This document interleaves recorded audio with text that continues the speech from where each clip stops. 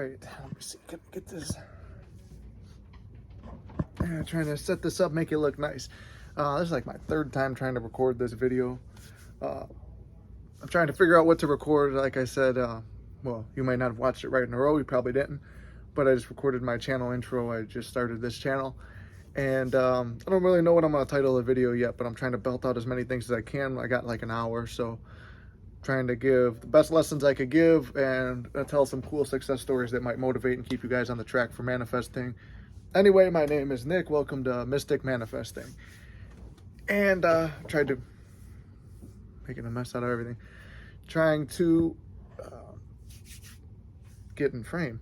No, trying to find a good story to tell you guys, and it's like, well, I got this on, and thinking about it. This is one of my first success stories. I don't usually wear jewelry. I mentioned that too in the other video. I don't usually wear jewelry, but I'll wear it for this video. It was how I manifested this ring. My grandmother paid for it. It was my high school ring, and she has recently passed away, and that was kind of another thing that led me into wanting to teach manifesting, because she was always a very positive spiritual person. So I was like, okay, let me try to give back to people. So hopefully I could give back to people in some way here. This is my high school ring. Our colors were a reddish maroon color, so the high school made it where everybody has to have the same color. They want everyone to have the same color. I thought you always picked your own, but I said, oh, I had this whole plan. I'm gonna write down blue because blue's my favorite color. So I said, I'm gonna write down blue, and I'm gonna get the blue ring. And I told my grandma. She goes, no, do what they want. You know, it's still gonna look nice either way. I said, okay, yeah, well, I really want the blue.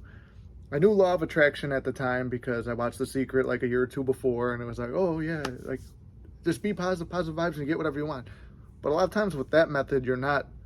When you're on the law of attraction realm, you're just positive and open to anything, which isn't a bad thing, but to me it's like, no, I want a specific thing. That's why when I found Neville and law of assumption, you could have exactly what you want, your person, your ring, your whatever you're trying to get, you get exactly whatever you're looking for.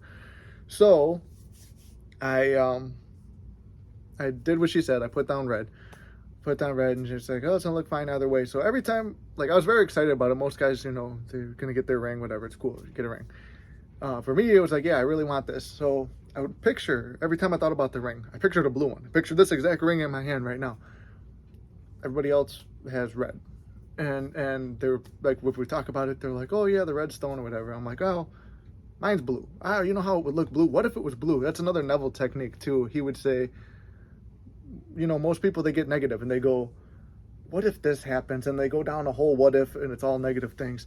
So this is like a good, if you want to train yourself. It's hard to do, even I break it sometimes, but I try to. When you're envisioning the future, most people are pessimists and they say, well, what if this happens, then that, and then that, and now you're in a spiral downwards towards negative thinking. So I was like, well, what if my ring was blue?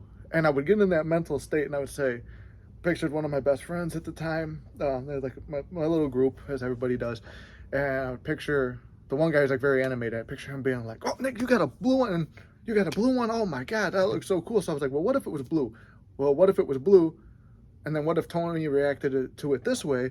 And all the guys would be reacting to it like this and like this. I would start imagining, you start going down this whole, like, it's like a positive sequence of events. So that was one thing I would do. Whenever I'd think about it, I pictured a blue ring. I pictured this ring right here on my finger.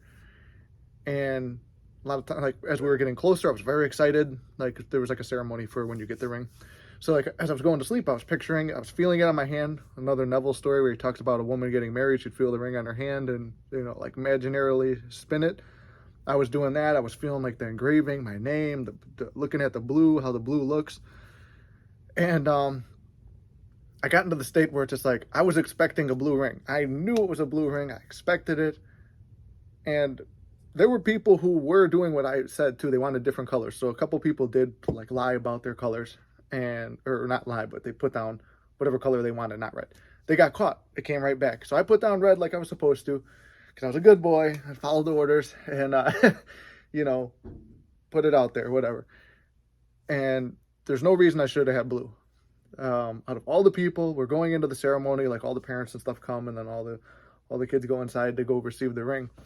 This the principal, I think it was the principal, and the guy who ran the ring company saw me. They pulled me to the side, and the guy from the ring company goes, Nick, there was a mistake. And I started smiling. He goes, no, like, he goes, I'm not joking. I'm like, I know you're not. Because I knew he wasn't joking, and the mistake was going to be that it's a blue ring. He goes, well, we accidentally put a blue gem, and I don't know, this has never happened before. We've never done this before. And he's apologizing to the principal. We've never done this before. We've never put a blue ring in anybody's, or a blue stone in someone's ring, or any stone that was different than what you ordered. So we're so sorry.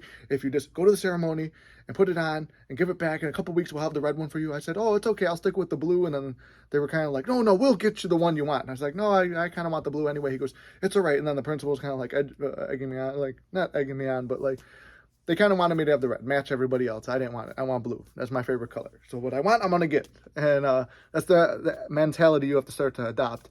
I've been, like, a lot of my life, I was always very passive and like, no, okay, whatever, I'll just take whatever. But when you get into the law of assumption, it's more or less like, yeah, here's what I want, here's what I'm going to get, and I'm going to get it. And when you start adopting that, you do start getting whatever you want. So, like I said, at the time, I didn't know law of assumption. I didn't know any of that. All I knew was law of attraction, positivity, and I wasn't even really using it for this. I was just doing these techniques because I felt good. It's like, oh, feel good. But then I started getting to a thing where, like, I was expecting a blue ring.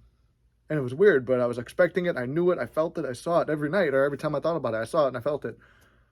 But it was just crazy because maybe the guys are bullshit, or maybe they've messed up before. But for it to be blue for me, and nobody else out of the other hundreds of people who got them, nobody else got the wrong color.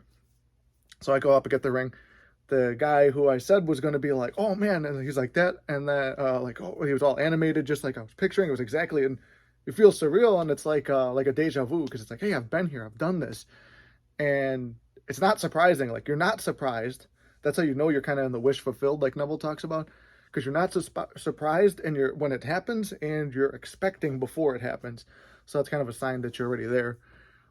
But yeah, it was cool just because everybody was like, wow. And then, like, when I see my grandma, like I said, the one who just passed, she goes, that's exactly what you said you were going to get. And I said, I know. And she goes, did you put down red, or did you lie on the sheet? I said, no, I didn't lie on the sheet. I did exactly what you said. I put down what I was supposed to. And I did. And it was crazy because, like I said, here it is all these years later, and it's a blue ring. And they did try to hound me to get it back. Someone offered to buy it off me. But the story was great to it. And I was like, well, today's the first day I'm really recording these videos for manifesting and mystic manifesting. So I thought it would be a good story to tell. Kind of wholesome story, and good memories of my grandma. So, because basically the message of the video, I mean, I just told basically a long-ass success story where I rambled. But the core of this, I would say, would be, if you want something, start to get in the wish fulfilled. And most people don't really know about the wish fulfilled, because, like, how do I know? You know when, even though, like, everything is against you, like Neville when he was in the army and he was stuck there and he's not getting out, and you're subjected to the will of others, like I'm subjected to the will of the school and the will of the ring company. There's no way I could do everything. I filled out the paperwork properly. It's in their hands. They want it to be this way. The company wants it to be this way. So there's no way I could change anything. Well, when it's out of your hands, it's not really out of your hands. It's in your head. So you now go forward and imagine what you want. And that's what I did. I just visualized what the ring looked like. I visualized what it felt like, sensed it.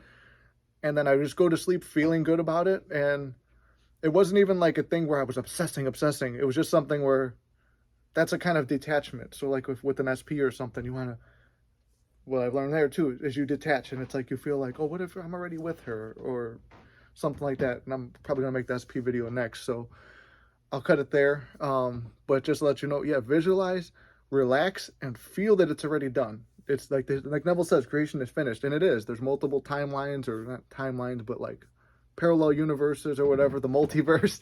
So you could just shift into somewhere else. And I mean, that's when you start telling yourself affirmations. I am lucky. I always get what I want. Things always go my way. They start to go that way. So anyway, the video's getting kind of long, almost at 10 minutes. So I'm going to cut it there.